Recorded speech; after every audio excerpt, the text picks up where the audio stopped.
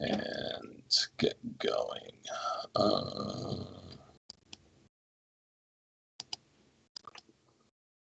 Too many different platforms. Can never find buttons.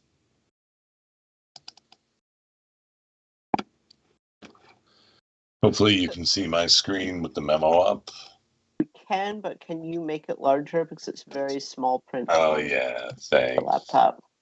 Yep. I recall this is what I was doing, is going to one page. And so little intro here. One, some of this material you've seen before, some of this you have not. I've been working on both trying to wrap up the community facilities material. Number two, I've also been working on ramping up the public infrastructure material. Had a great meeting/interview with Director of Public Works yesterday. And I've also been working on redrafting the plan, really focused on paring it down to kind of the key information, getting a lot of that verbiage and data out and into a supplemental document. So I've been working through that, trying to get us, keep us on track and moving forward. In the context of these strategies or policies and strategies, I think there's three things to point out. I'm still waiting on information from feedback from agriculture and wetlands, which will further inform those recommendations. So they're still kind of outstanding. If I could speak, I can't even think of the word I'm trying to use. So there's still information I'm waiting out there, and it will inform those strategies. The other thing I think is important to mention, and also a chance for me to say thank you to Melissa. Melissa has contributed greatly and helped me tremendously with material and information related to sustainability. And when I initially was preparing this memo, I had actually included strategies on the sustainability stuff. I then ended up pulling them out because I made a decision I want to do a formal presentation on sustainability to this committee and introduce the material before I move forward, ultimately with presenting the policies and strategies in this format. So that is also going to be forthcoming very shortly, and hopefully our will include that.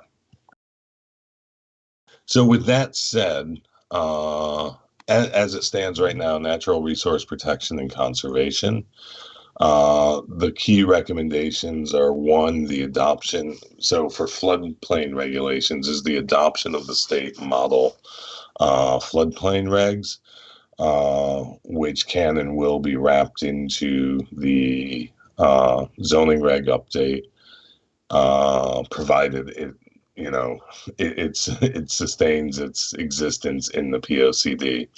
The other thing related to floodplains is ultimately the recommendation for the town to do an actual engage with FEMA and ultimately engage with a civil engineering firm in doing an actual formal update to the flood insurance mapping in the town. So Don, yes, we have adopted the floodplain regulations. They're in the zoning regs. Are they? I haven't gotten that far in the regs yet. Okay, yeah. So we have adopted them, and actually Georgie has updated them even. Cool. That's great. Thank you. Hi, can you hear me? Barely. But that might be me. That might be me. Problems. Yeah, she's pretty quiet. I can hear you though, so feel free.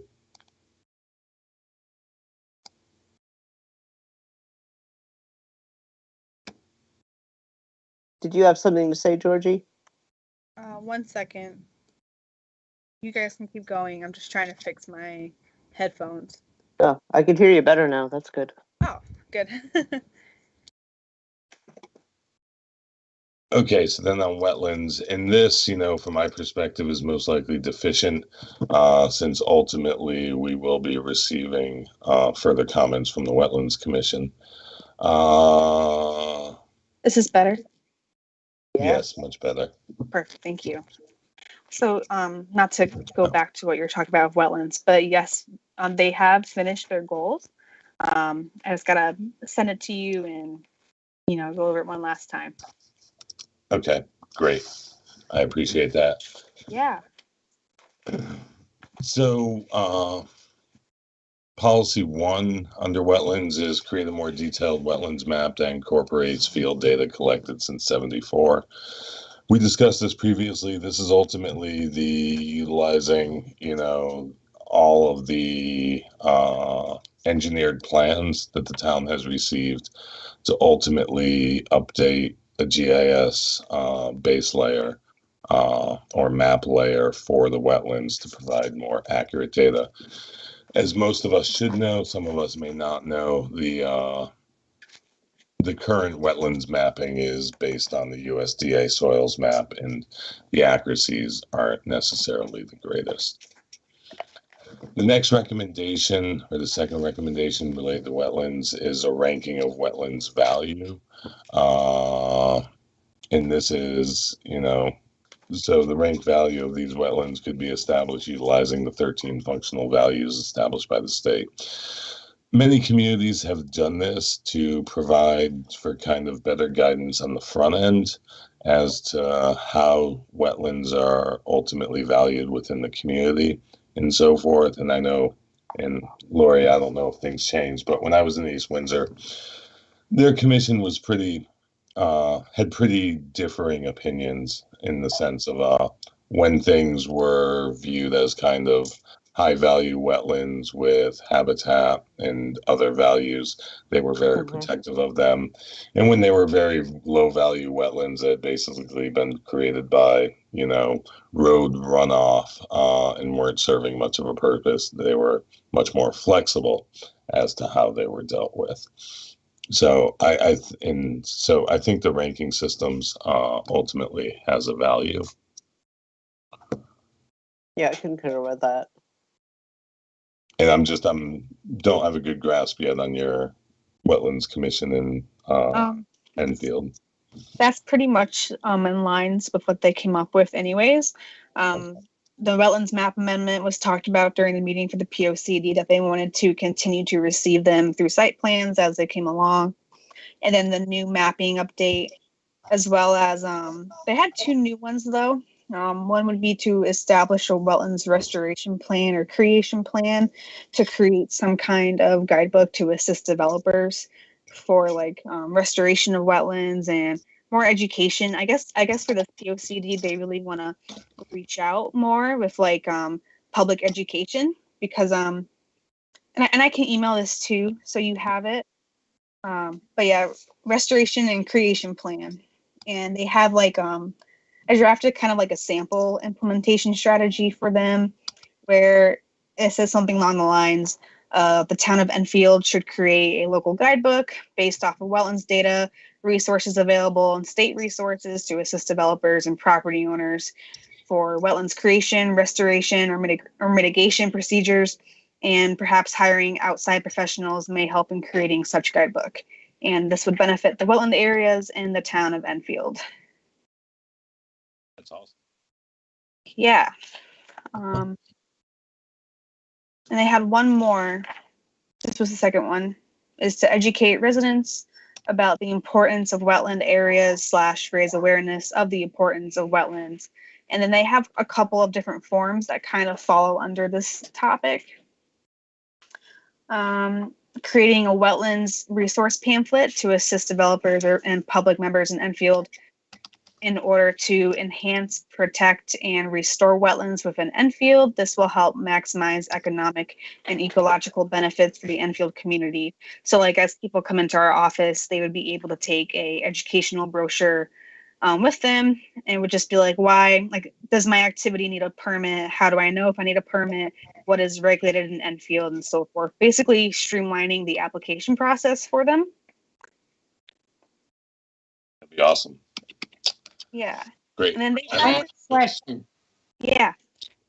I thought we had such a thing.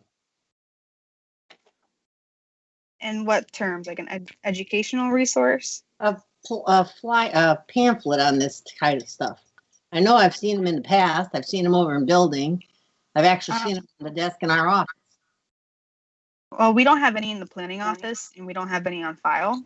And I think they wanted to kind of make a new one with the new data and new information available. And is it only going to be on inlands and wetlands, or is it going to be on all of the boards, commissions that come out of the planning office? Well, right now, this is just a wetlands goal. We're just And, discussing wetlands right now. Right, but if you're talking about a pamphlet, wouldn't you want to be a rounded pamphlet so you're not wasting a lot of time? Well, that would be a lot more paper and information, and a lot of people most likely are going to want to pass over it because it's too much information. So, and this is just what the wetlands wanted to start with, because we've had some issues with past residents who didn't know about the proper process for pulling wetlands permits, and then they end up with a notice of violation and so forth. So, just out of past experience from the past couple of months, the commission thought that this would be a great goal to implement. Marianne, we'll probably look at doing pamphlets. Yeah. I know that you're talking about the little guidebooks that were developed in the 90s and probably modified through the years. We probably need to just update them all. And there's one more, Donald, which is develop a long-term sustainable wetlands program, which this one's still kind of up in the air a little bit, but I guess what they were referring to was just streamlining our inland wetland process here in town. So maybe we could combine that with another current goal if we can match it or make it make sense. Okay. I'd gladly discuss that with you. Awesome. And even the commission if they wish me to show up at a meeting and discuss. Yeah, absolutely. I'll follow up with you in an email. Sounds good. Thank you so much. So aquifer protection strategies and adopt protection provisions in the zoning regs. Lori, are those there currently? Because now I'm fearful that I haven't gotten that far in the zoning regs yet. I'm still working on that too. So actually, they're not part of the zoning regulations. We do have an aquifer protection agency, which happens to be the PZC. Ah, okay, that's interesting. Yeah, and so, we're on our probably third or fourth attempt to actually get them up and running and being legal. Okay. Georgie's been working diligently towards that, and we're really close. We're very, very close, and I do have POCD goals in line for aquifer protection. Just with the way things have been going, it's just been a little bit slow, but I hope to get those to you fairly soon as well. As well as agriculture and conservation. That'd be great. And I'm going to shift this to better integration then. Yeah, of course. Absolutely. So, thank you. I like the idea of them having both hats in that situation. So, stormwater management, ultimately, you know, I think the recommendation here on the zoning side is ultimately about low impact design and development and better integration of the MS4 requirements, or at the very least ensuring that MS4 requirements are being met through the zoning permitting application process. I've started reviewing the DPW, is it the yearly report on MS4 and kind of the items that are outstanding and so forth, and we'll better integrate into the zoning project to make sure that we have compliance there.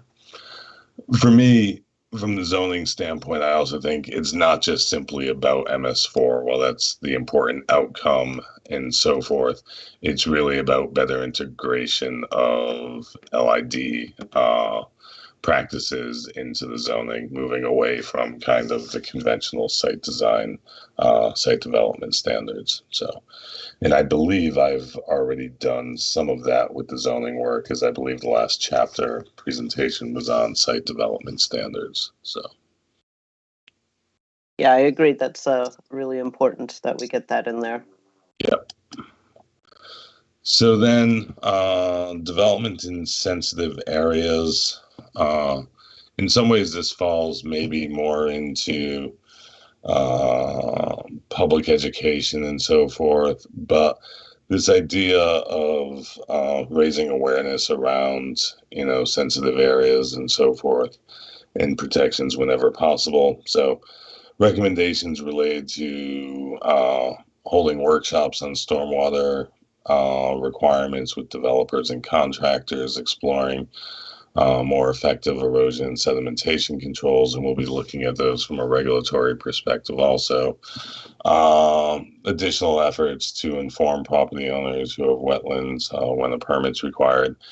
That kind of dovetails with what Georgina was just speaking of. Maybe we have an overlap there that we can consider with the wetlands. I'm just going to highlight it for my purpose. Provide educational programs for businesses and residents on understanding actions on their own properties that can affect natural environments, especially water quality. One of the things that jumps to my mind in that, especially in this era of COVID, and especially with recently speaking with Public Works, just even educating the public on simple things like flushable wipes are not actually flushable wipes, and that they clog up pump stations and can be very, very costly to municipalities. Anything we can do outreach is beneficial. Yes, Laurie? Yeah, that was quite a feat that they got that unclogged. Yeah, I mean, and I don't remember your guys, Enfield specific issues, but I remember there was a day during the early lockdown of COVID, that basically South Windsor's whole sewer system, their whole system went down because their pumping stations all bound up. It was this huge nightmare. So I know that's a huge issue. And to some degree, your public works director enlightened me yesterday as to it's not just COVID related, that the flushing of wipes is perpetual. It's always gone on. It'll continue to go on. And then just the flushing of other inappropriate items into the system ultimately create problems. So I think that's just a good example of an area where, public outreach can be important. And then sensitive area provisions for incorporation into the zoning regulations. I've seen a lot of communities now, and I think this is for consideration, the zoning regulations, is writing in specific provisions to the zoning regulations that address things like the natural diversities database and so forth, that, those issues are taken into consideration, and mitigation considerations are also taken into consideration through the regulatory process. And while it varies town by town, but I think in general, most, if not many towns have kind of not ventured into that area historically. And I think it is an area to consider from the regulatory standpoint. So John, yes. I'm sorry. We have the 2 lake districts, which have come to light recently with an application. But what we've been realizing is that although they have these lake community, like homeowners associations type thing, what they do at their lakes is not what they say they are doing. They want to decrease the nutrient loading, yet they have ChemLawn come and take care of their lawns. So we were thinking, I'm thinking that maybe we would add something like that here to assist the lake districts to decrease their nutrient load, their runoff, their sedimentation, and just kind of. Actually, we're going to put Georgie to work doing that. I'm sure she's got a big smile right now. On that too. Because that was part of the reasoning behind to spread more educational awareness about the wetlands permitting process. Like, do I need a permit? Because a lot of when they lower the water levels at the lakes, they encourage residents to obviously comply with town regs, but it's encouraged to do maintenance on the seawall and stuff like that. And just some public members don't understand that they need a permit to do that. Oops. So we're just trying to spread more educational awareness. Yeah. So Yeah, I think In for a maybe minute? we could. What was that? Can I jump in for a second? yes. Sure. We have a home up in Washington, New Hampshire, and we're on a lake. And there is a dam on it. And Georgie, I know exactly what you're talking about. And I've actually worked with the Ashwellet Pond Village District, Dam Village District, the DES up there, and town, because it is exactly the problems that we have. They lower the lake to do maintenance, and all kinds of other things happen. And so we've had to get the Department of Environmental Services involved to kind of down. Yeah, and they mentioned the dam on Shaker, and then they mentioned all the state projects, but it has nothing to do with the residents not pulling proper permits. Right, but that and I'm only giving you a different state perspective, but it harms people in different ways. Absolutely. So sometimes we're on the side of the pond that only has access to our camps by water. The side that owns the dam, they have access by a road. If they lower the water and it's not within the guidelines that we've had to fight for, it does multiple things. You can't get out there. And the weed growth that they say doesn't happen gets worse. So I hear what you're telling me. I just wanted to jump in that I've seen it in other parts of in the New England area. And I think that the folks who own who are in those lake districts, I just think that maybe they've had some opportunities for a long time to do what they wanted. They may just find that they're not. Yeah, absolutely.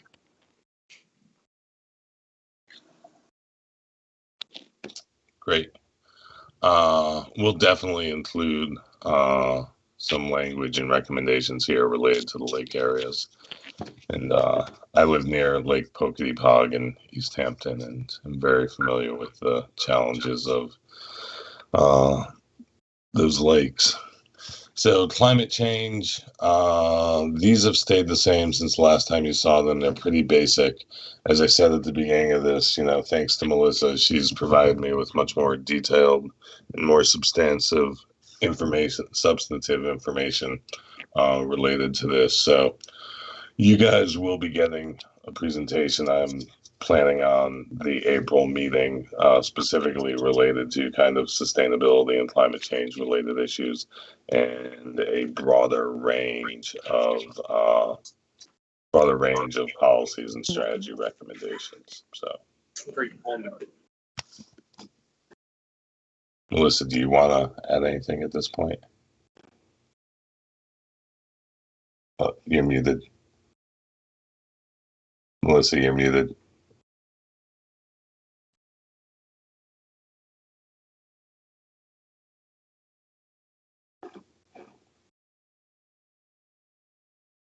Top right-hand corner. Okay, sound check. Sorry, too many screens open. I've had the opportunity to work with this network of about 60 clean energy task forces around the state of Connecticut, who over the last few years have been looking at, how do you bring energy and climate considerations into local plans and into kind of public sector strategy. So, I just shared some thoughts about clean energy, energy storage, energy security, keeping the power on when the grid goes down. And then, things like food system security. And I mean, some of it gets a little, it's worth a longer presentation, as Don said. But there's a lot of creativity out there and a lot of even opportunities for kind of economic initiatives. Yeah, and like I said, I will present more on it. I found the information you provided is extremely valuable. And also just from my perspective, on a more basic kind of planning perspective, is, and I had this discussion with you, what can a community actually do and so forth. And I think there's two ways of looking at it. One is what can a community do with its own community facilities, because that's what it has most control over. But then using that as a means of kind of leading by example. And then how do you bring those policies and strategies into the community, into the regulatory environment? And so ultimately that's kind of the approach I'm going to take to it and presenting it, and then ultimately refining better, more robust strategies for this section. I haven't decided, and one of the things I got hung up on, I haven't decided if that stuff's going into the sustainability and resiliency chapter, or if it's going to disperse throughout all the chapters, or if it's going to become its own individual chapter. I've just been kind of stuck in my head how to best make it work, but hopefully I'll figure that out. Oh, mute. Melissa, you're muted again. Feel free to call on me, but I think there's an argument to be made for integrating it and just saying in the introduction, sustainability and resilience will be woven through so that it's not like a special chapter that people roll their eyes at. Not a bad idea. I agree. Thanks. Natural hazards, I lean towards ultimately the recognizing that CROG has done a substantial amount of work around hazard mitigation and their ultimate mitigation strategies for the town of Enfield.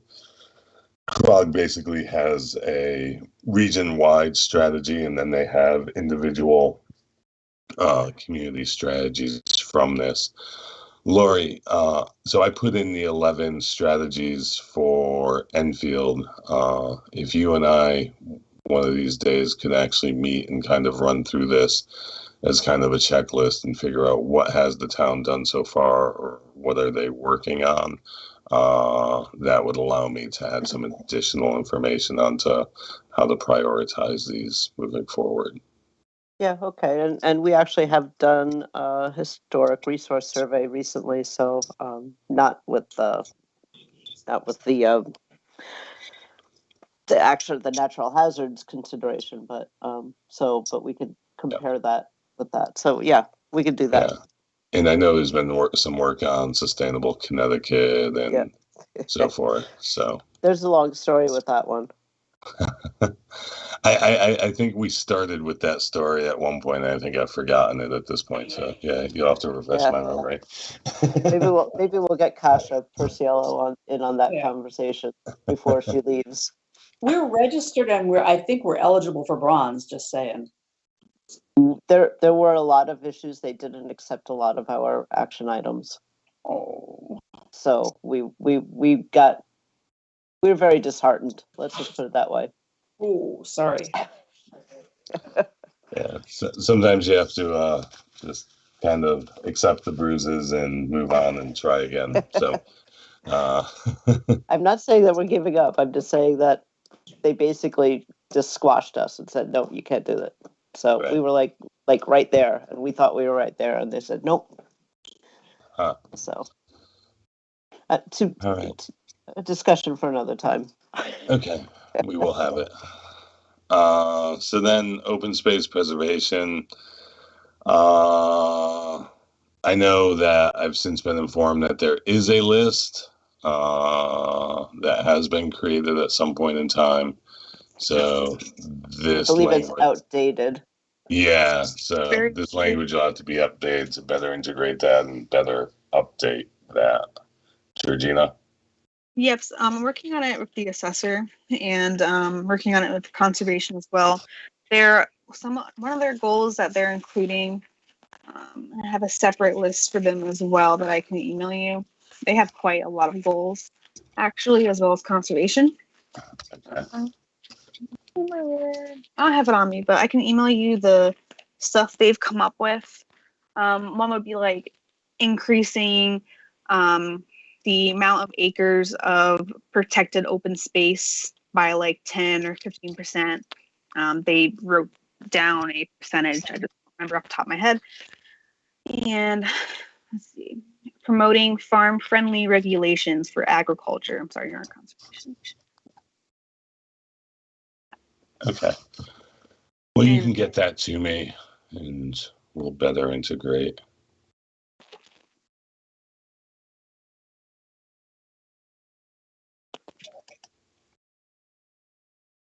Similar overlap here. One is, in there's often overlap between kind of open space conservation and agricultural conservation or preservation because of the openness of agricultural spaces. But the identify parcels for preservation within the agricultural realm.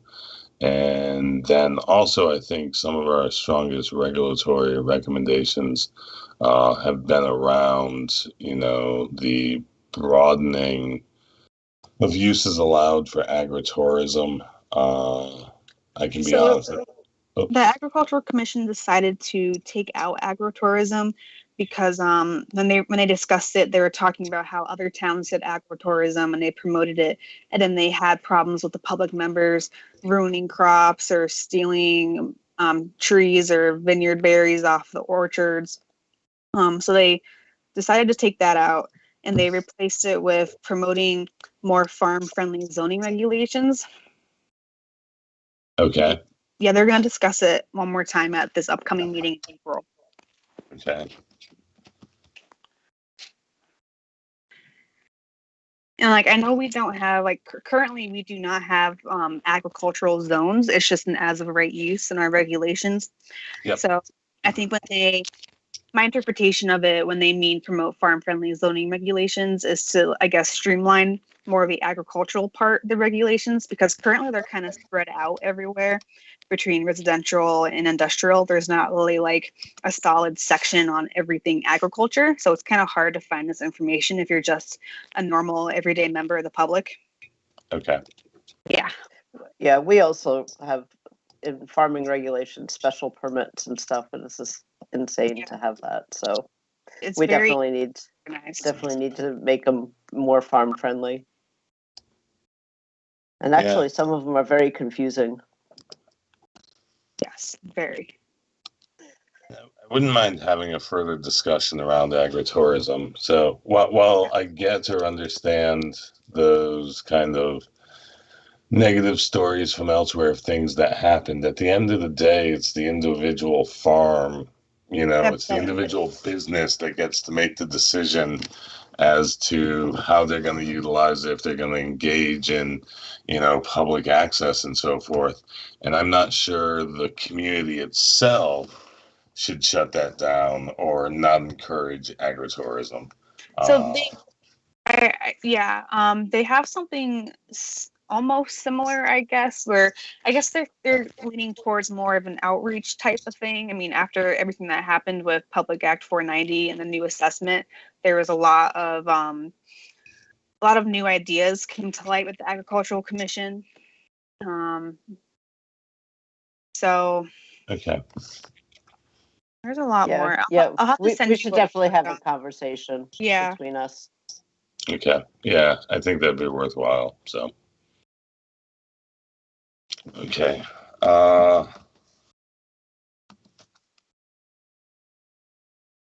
One of them was perhaps drafting a PA 490 open space ordinance.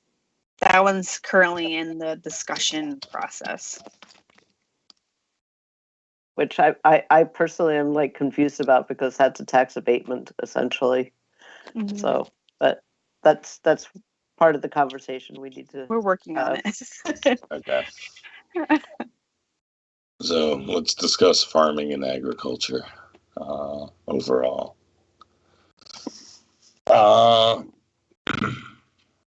So the housing recommendations really tie back to the housing needs assessment we did, and it wasn't, portion of it, its intent is to comply with 8-30J and the Affordable Housing Plan, and we will meet the requirements for that. At the end of the day, I think if you recall, our broader focus was housing overall. And the key requirements coming out of that are around one, kind of missing middle housing, especially duplex units. Number two, multifamily residential. And this is an area I know early on I pushed you guys multiple times on this, and I'll continue to push you. This is an area where I really think Enfield's missing out. That the fact is, the strongest real estate asset class, in the region, in the state, is multifamily residential. The market has shifted where demand for multifamily is almost as strong as demand for single family now, at least as portion of market share and so forth. And I really think, regulatory changes ultimately to encourage multifamily residential is needed. And that segues right into the mixed use developments. And it also segues in ultimately into your economic development stuff that, the multifamily residential provides a key strength to mixed use development in the sense of financing on the development side. It makes the commercial parts less risky, having the residential components. Number two, in the context of your things like the mall property and so forth, residential can be a key component in the repositioning of those properties. So that from the mixed use standard. Some specific zoning regulation recommendations around minimum residential standards, which actually now has become illegal in state law, and we'll have to address with the zoning updates. Efficient permitting, which I'm going back and forth on. I gotta take a closer look at. I always make sure, I don't want to make it sound like your permitting's inefficient, but there's always opportunities to change, to address, to improve upon permitting. And then I know you have the TIF financing, the TIF districts in place now. We've seen a tremendous increase probably over the past 7 years in the amount of municipalities engaging in tax abatements for multifamily residential, especially in the context of kind of redevelopment, something like the mall. And I think these are worthy of being considered, not just for affordable housing, but for any housing as part of a redevelopment. So actually, I want to tighten up that language. The two other things in the housing realm that I think are powerful tools for communities is one is the creation of a housing trust fund. When we talk about affordable housing and affordable housing need, the greatest needs, and we discussed this when we went through the needs assessment, the greatest needs is at the lowest income levels. And they're the hardest income levels for municipal public policy to actually address. It's usually the state housing programs, state voucher programs that get at those lowest incomes. The utilization of a housing trust fund, especially if paired with an inclusionary zoning provision, can actually go a long way to actually raise specific funds to best address affordable housing at the lowest income levels, which leads into the inclusionary zoning provision. At the end of the day, you guys meet the threshold for 8-30G, 8-30G, in the sense that you aren't under the hammer of the State Affordable Housing Land Use Act. But the fact is, you want to ensure that you maintain your level of affordable housing. And therefore, I think in the zoning updates, providing for an inclusionary zoning provision that would set at least a minimum amount of affordable housing being included in, especially multifamily, but possibly even in single family developments, can go a long way as to A, diversifying the housing stock, and B, ensuring that you do continue to meet those state thresholds being provided. State thresholds related to providing affordable housing. I'm sorry, I'm just struggling with my speech tonight. So then commercial and economic development, ultimately economic development strategies. First and foremost, the removal of barriers to investment. I believe with the zoning updates, we've already been working on a lot of these. Ultimately, they need to make it through the entire process of the adoption of the updated zoning regulations. But the reducing reliance on things like special permits, ceasing the practice of holding public hearings on things like site plan that don't require public hearings and that are as of right decisions. Actually, I want to congratulate the Planning and Zoning Commission on the approval of the industrial facility. Was it last week, Lori? I believe. But I believe Stanley. Yeah, Winstanley. That's it. 2535 Bacon Road. Yep. That was a difficult one. Yeah, and I believe. And they did a good job. And I believe, and I think it's a good example, and correct me if I'm wrong, but in reading the newspaper reporting on it and comments by the commission about being bound by the regulations, it was a site plan approval, not a special permit, correct? That is correct. Right. Yeah, it was a public hearing, correct? That is correct, because there's a section in the regulations that says that they may hold a public hearing if they want to. Right. Doesn't change the site plan approval process, though. Right. Which my point being is a lot of pain and suffering on all sides, for the developer, for the town staff, for the commission, and for the neighbors, that we argue and hash out these issues that actually can't necessarily be addressed because of the approval process. If it complies with the regulations, it must be approved. And so I love the intent behind the idea of allowing the public to have a voice on a site plan. But I think it also creates more harm, creates mistrust, creates false sense of the ability to do something different. And I know we started this discussion a bit at the zoning commission with the regulations, but need to discuss it further and kind of getting away from that practice if it's not a special permit. My suggestion for the zoning regs with that is to perhaps require a special permit for those uses if it's over a set size, 500,000, 600,000, 50,000, whatever they decide. But right, because these are huge buildings, and I do get that, and I think the PCC gets it as well. Yeah, and I would agree. And as I said, and me and my language there, reduce reliance on special permits. I've been championing this idea for years and years and years. That being said, I recognize there's uses that deserve special permits. And when we're talking about these very large, distribution centers, I think especially when you get up over 500,000 square feet, and there's probably a justification for even a smaller threshold than that, just truck traffic alone probably warrants the special permit, process. Agreed.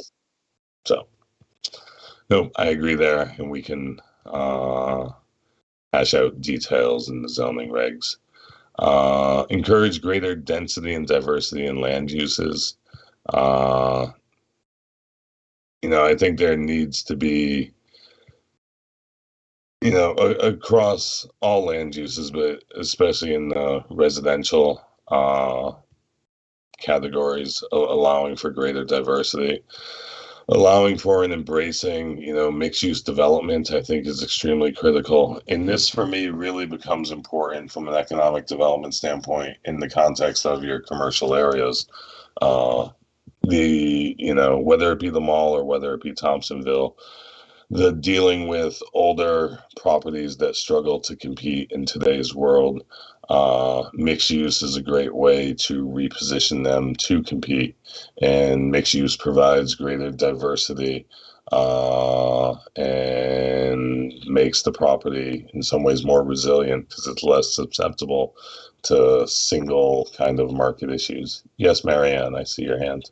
So one of the problems that have come up just of late, excuse me, is the fact that we all are agreeing that mixed use needs to happen. Multifamily 1, 2, 3s, garbage. Garbage is becoming a big problem, and I've actually had conversations this week quite a bit with people who have those type of housing stock, and we're trying to, on one hand, figure out how to handle garbage because it costs us so much money, and on the other hand, we have to handle garbage for the people who have these multi-houses that can't have dumpsters.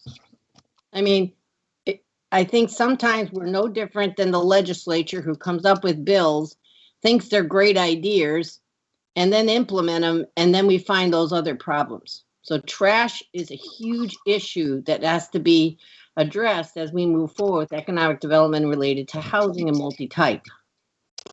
Could you educate me a little bit here, Marianne? I feel like I'm missing something. What is the nuance here that's the problem? Well, we're in the process of putting together a new trash ordinance. And everyone in town, a house like mine, gets one gray barrel, 96 gallons. And that new ordinance is you're only going to have that one gray barrel. That's it. You fill it up. You can't go to a second. You can't go to a third.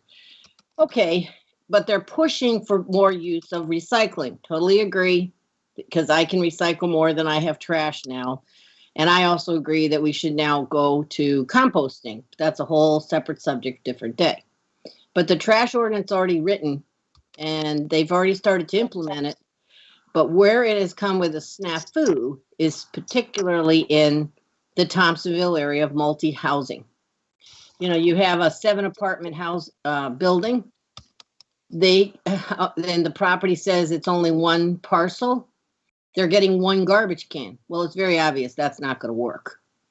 Okay, and I know that after having a conversation with the town manager this week, and I know they're coming into on Monday. The council's going to discuss it some more and maybe make some modifications. But it's a real issue that as we move forward, especially now that the train stations is getting more legs and it's gotten the big bond bucks, that housing issue of trash is going to become more prominent, and we need to be clear so that when people come in to build those things, how they're going to handle the trash issue. It's not because they won't be able to put too many cans on the property. They got to keep them off the sidewalk. There's all kinds of issues with it in a very condensed area. Now, maybe, Don, you've seen how other towns, areas that have very condensed housing, what do? Yep. Okay. No, that's helpful. Let me just ask 2 quick questions. One is, what about a 100-unit apartment building? Got to get a dumpster. They would have to have a dumpster, but the property would be big enough when they're in the process of building it, going through planning and zoning, that they would have to have private, haulers. Okay. It's the one. Go ahead. Yeah, no, I get that. And commercial properties have private haulers also. Well, that's kind of a yes and no answer. We have had companies, and you can drive around town. I'll just pick on one because it's easy. You go down Hazard Avenue, and Gannick Sausage will have 5-8 barrels out front because they don't have a dumpster. That's the kind of stuff that has to be written and fixed, because you might have a hairdresser. I have one over here on Weymouth Road. They have one 96-gallon garbage can and one 96-gallon recycle barrel. They haul it out to the street. We pick it up. You see where the quandary is? Okay. All businesses, some businesses, certain types of businesses, location of business. They're working on it, but it's an issue. Okay. Yeah, Thank you. I think that, any new development, I think it would be taken care of, but it's all in Thompsonville, those properties are so crammed together, and she's right. There's certain multifamily housing there that, the barrels are always outside because they've got no place to bring them. There's no place else to keep them. Right. So, and then they get ticketed for having their barrels out. So it's mostly those areas that have already been developed, and especially those higher density housing units. Does anyone here know what day of the week is trash collection down in Thompsonville? I think it's Tuesday. Okay. When I lived on Asnuntuck Street, it was Tuesday. Okay, thank you. I think I might want to go take a look. So yeah, I mean, one is let me get a look at the ordinance. Two is let me get a better grasp on this issue. Three can definitely be addressed for properties moving forward, as Lori stated. But that being said, what you just expressed to me about Thompsonville should be of real concern, not just from a policy standpoint, not just from a fairness standpoint, but from kind of a community image and market and aesthetic standpoint. So that's why I probably need to go look. So thank you. I appreciate that.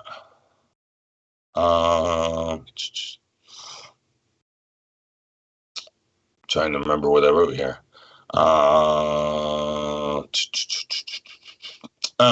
And this will have to be fleshed out a bit more.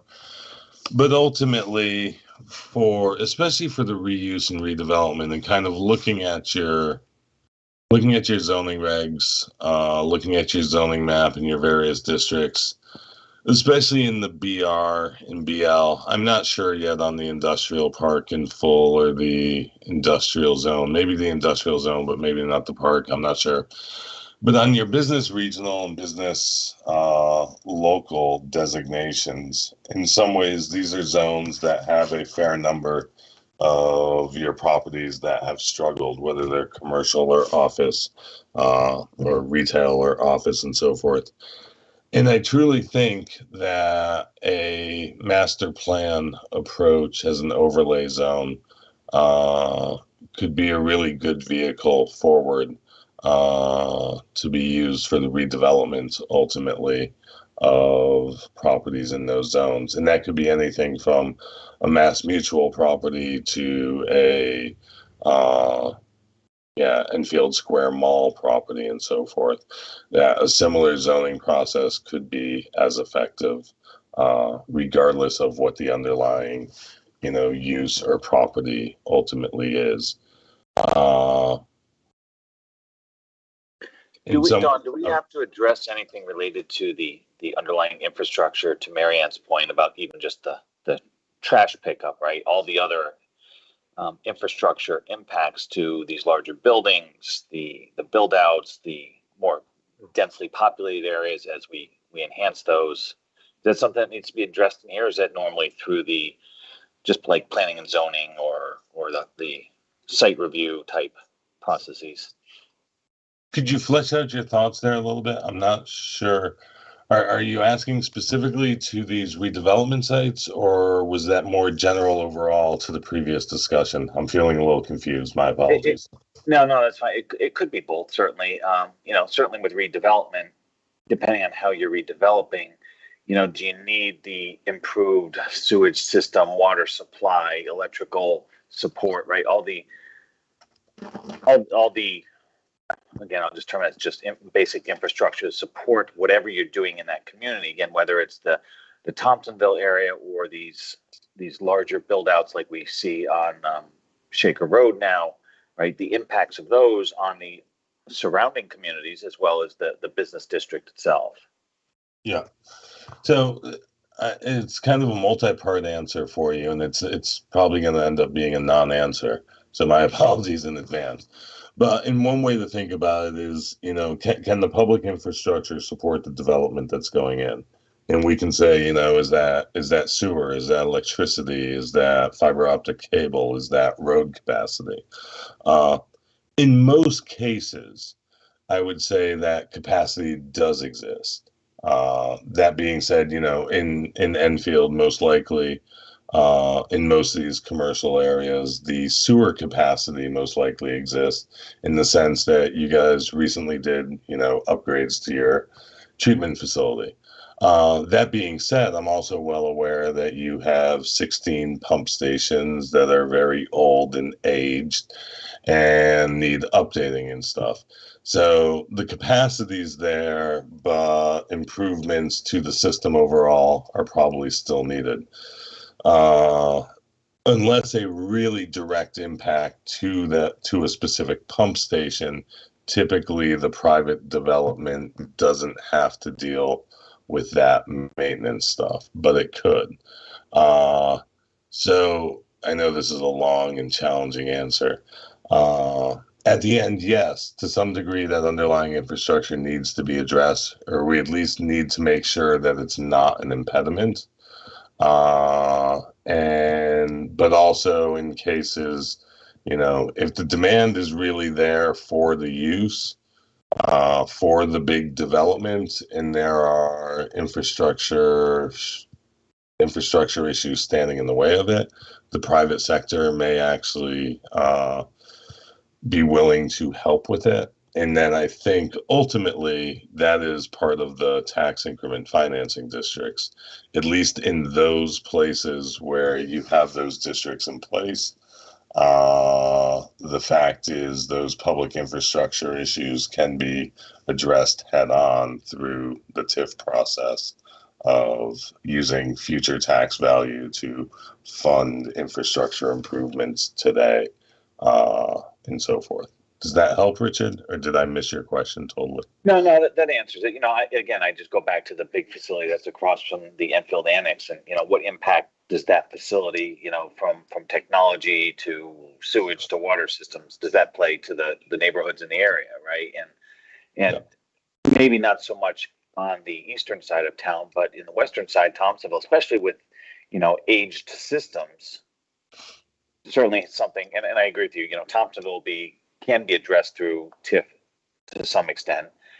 Yep. But again, the age systems, is that something that has to be addressed in here, or is it just normally considered part of the town review process and it is part of that policy and process versus this plan that we're coming up with? Yep. Sorry, I'm writing myself a note. I'm going to delve into that a little bit more with the public infrastructure stuff. So I think you raised a good question. I think it's worthy of a little further exploration. So just so you know that when we have our ART meetings before pre-development, I mean the water pollution control weighs in as to whether or not they could accommodate the new development. Fire, police, everybody comments as to whether or not that they could handle that new structure or business. So right, that's done on the as things come up, but just thinking more proactively with this POCD, it's if we're planning, if we're looking at some type of future planned development in an area, do we have to also be forward looking at a lot of these infrastructure type things? That's all. And again, if you think you address it elsewhere, that's fine. I just want to raise that as just, is it a question we need to address, think about, plan ahead for, or is it generally suitable in town? And again, I understand your point that in parts of the town it's probably fine. Other parts we might have to look at it a little differently, and certainly comes into play with the ART process. Yeah. Lauren, your question is certainly relevant, and you're right. We certainly do need to look into the future for it, but at least we do review it before somebody gets their approval. Lori, just out of curiosity, is it often or not that infrastructure impedes someone wanting to do something? I think the only thing that might impede is more traffic and the improvements within the right of ways with OSTA and stuff. Yeah. I have not experienced an application to be turned down because there wasn't capacity. Okay. Like for sewer, and water is private. Yeah. Yeah. So that's what I figured. And that's why I kind of thought, these things probably get worked out anyways at that ART review level. So, okay. Okay, I want to jump in here for a sec. Yep, I saw your hands. So, one of the other things that has come across my desk in the last 6 months is the development down on Hazard Avenue. And going down the same road of what you're talking about, you know, these companies come in, they want to build, and I don't know what our rules are, and there may be none. But there's a small business across the street that's still on, they're not on direct water. So they got to put a water main in. And I was wondering why we don't, and maybe we can't, but using them as an example, why when they came into the ART, you looked at the surrounding area and you said, okay, we have issues over there that these people should get on water or make the opportunity for them. And let me tell you, it has turned into a nightmare because the small business owner wanted to have the pipe put in to put the T in. Miscommunication then ensued. Months went by. People thought we were all on the same page. Yesterday, they came in to put the water line in. And guess what? No, there's no T. There's no plan. Hazardville Water's not saying, hey, too bad, so sad. It's only because there was no direct follow through.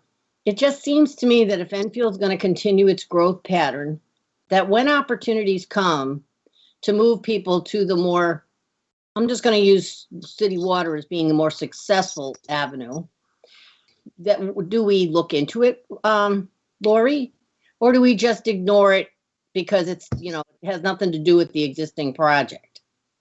I know that we brought it up as something that should be looked at. It's certainly not our oversight necessarily. Not that we shouldn't be looking at it, but I mean, the application is from the developer to the water company.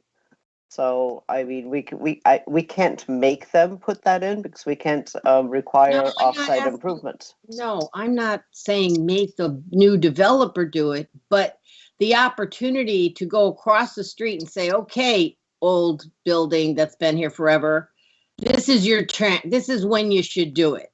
This is when you need to get, you know, hooked up or be prepared to be hooked up and pay the minor fees or whatever. Mm-hmm. And this one particular situation, the discussion did ensue, but the owner doesn't understand what they don't understand. And if the town of Enfield is going to build a big, you know, go ahead and we're building this new, what is it?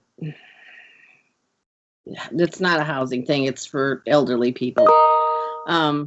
But this isn't, it's not the town's application. Yeah, I think at the end of the day, Marianne, it just comes down to the challenges of private utility companies, you know, whether it's water, whether it's electric, the inability for any property owner to be forced to connect. Not forced, offered.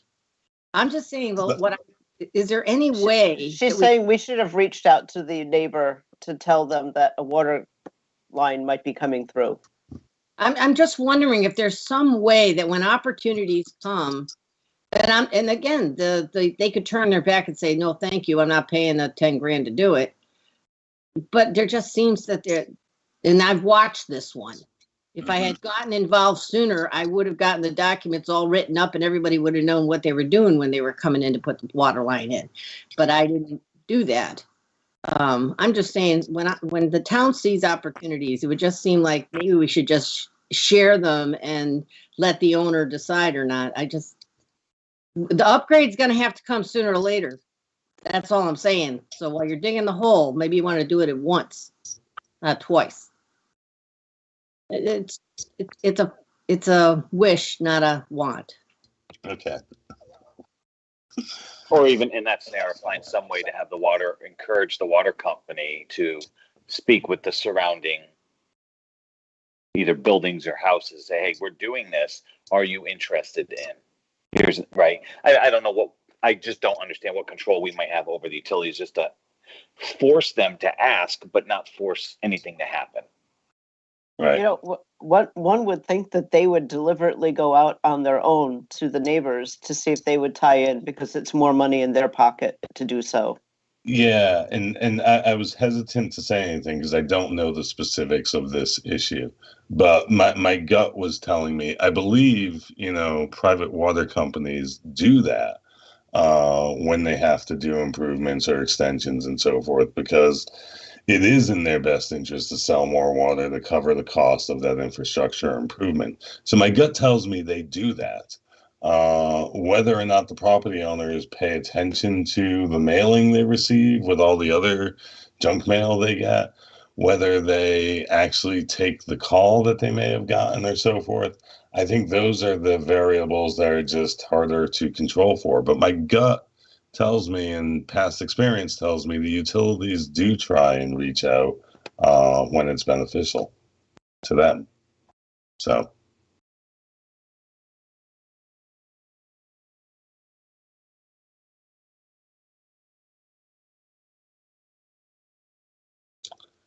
I guess we scared someone away. Everyone went quiet on me. Okay. A little more on application process. And did I double that up? Actually, my apologies. That's a duplicate. No. I think I was trying to provide more detail there on shifting to a master plan approach for those large redevelopment sites. I then went back to, I believe I had issued 2 reports related to economic development, and I went back to those to try and provide some, framework for a more comprehensive economic development program. Once again, this is not to say Enfield's not doing a good job at economic development. It's about, improving upon what it is you are doing. And I had outlined in those prior reports the idea of the importance of governance, of business engagement, community information, market information, and resources. And I should probably frame that better, but resources and other resources and information such as state and utility companies and so forth and so on, as kind of core for recommendations around building a more robust economic development program.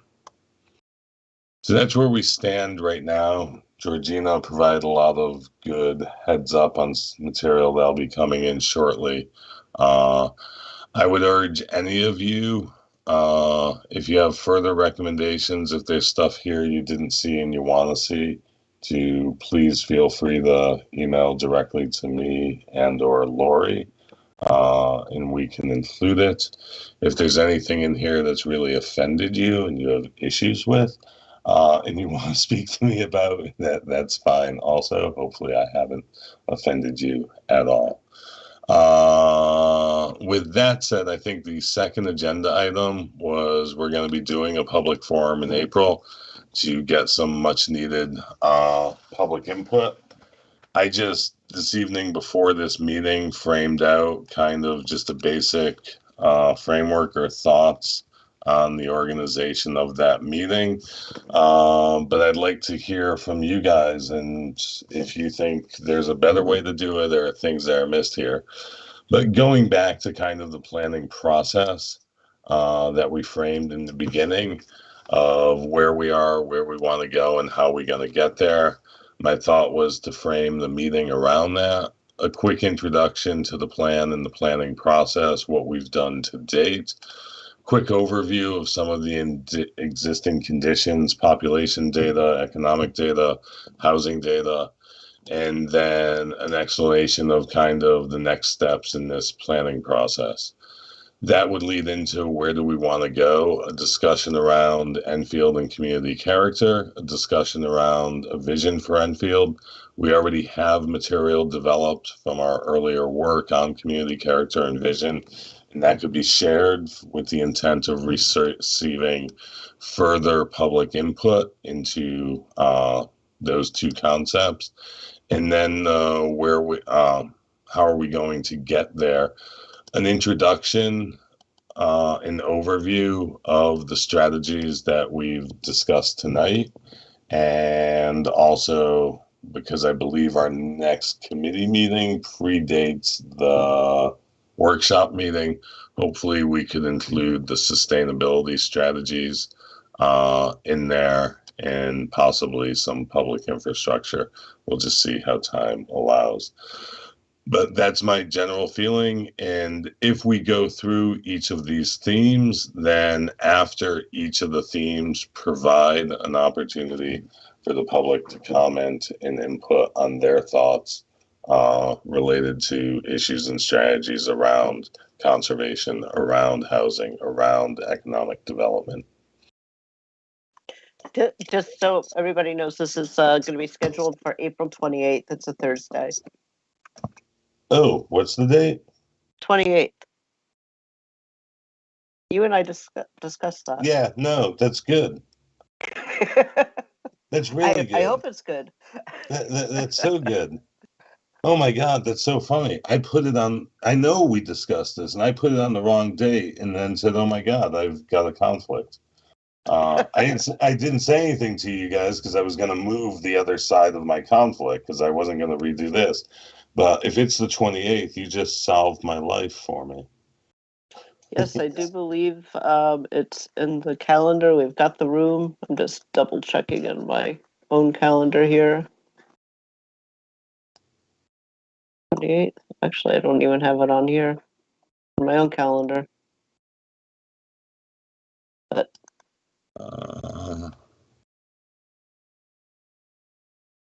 oh, you know what? I'm sorry. It is the 21st. It is the 21st. Okay. Yeah. All right. I think we were looking at the 21st or the 13th. Okay. If you need to move it to the 28th, probably would. Oh no, I think we've got PCC that night. No, that's fine. The 21st is fine. Yeah, that's fine. Don't worry. I can manage my other side of my schedule. So. Okay. All right. No so it's the 21st. I'm sorry about that. Folks. Yep. No, that meeting is a priority for me. So I'll figure it out. So go ahead, Lori. Sorry. No, go ahead. No, I was. You're free to go. Okay, I just want to remind everybody that we have the facilities survey out. Community facilities survey. We're going to email it to you all directly. We've posted it on all of the land use commissioner websites. We've posted on planning and zoning. We're doing hard copies to the libraries and social services. There's a QR code on it. It's in Spanish and English. And we recently did this with the traffic impact study that we're working on with CROG, and we got over 1,200 or 1,100 responses. So we're hoping to get a good response with this as well by doing the same thing. So please take the survey. Well, we just got it this week, so we're still pushing it out there. So you all will receive one directly. And unless anyone has further comments or questions, I'll wrap up. Hey, Don, it's Scott Copen. Yep. So for the meeting on the 21st, who is running this meeting? Is it me? So you're going to run the meeting? Yep. Where are the Plan of Conservation and Development Committee members? In the audience? Yes. And so all the public interaction will be with you? Yes. Okay. Because I think this meeting has the potential to get a lot of people to come out, especially because of the recent applications and participation and hearings and things like that, where, as you stated earlier, when you hold a public hearing and the commission's hands are tied, a lot of the comments were, well, this all could have been different if the Plan of Conservation and Development was changed 10 years ago, 20 years ago, 30. So just wanted to understand the process and who gets involved. Okay. And then where is the meeting and what time does it start? To be determined, but yeah, we could start whatever, 6:30, 7, but I'm thinking maybe we tried to go to a different venue than the town council chambers. Maybe back to Fermi Auditorium. Fermi, Enfield, the new JFK one. So, okay. Yeah, so we'll just have to see what's available. Right. And my general feeling is either a 6:30 or a 7 o'clock start time, whatever you guys feel is better. And I would say a 2.5 hour max timeline on the meeting, to not go too overly long. In the context of your question, Scott, yeah, I like the committee to be present if possible. I like you guys to be active participants in the discussion. But at the end of the day, I prefer to control how kind of the meeting flows, how it goes, how questions are asked and answered, to just kind of ensure maintaining order and kind of respectfulness through it. That's not to say that I don't trust you guys. It's just from past, practices, knowing that certain personalities in any community, not Enfield, in any community, can create moments that, aren't necessarily beneficial for everyone. So that's why I'm not. Contact. That's why I'm not saying I don't want you guys doing more. I just like to control it. So. I think that's a good strategy. Okay, good. So I guess Lori and I need to finalize the location, finalize the time, and get ready to get the announcements out as soon as possible, and sooner the better. Yeah, we could get at least to save the date. Yeah. Actually, that's a good point. Anyone else? All right. Thank you, everyone. Have a wonderful evening. And Lori, I'll be in touch probably tomorrow. Hopefully you have a few minutes for me. Okay, yeah. I was thinking maybe you could come up on Tuesday and then we could meet as well. You can see garbage cans and me. Sounds like a plan. All right. Well, you're doing a great job. I'll touch base with you. Thanks. Good night, everyone. Thank you.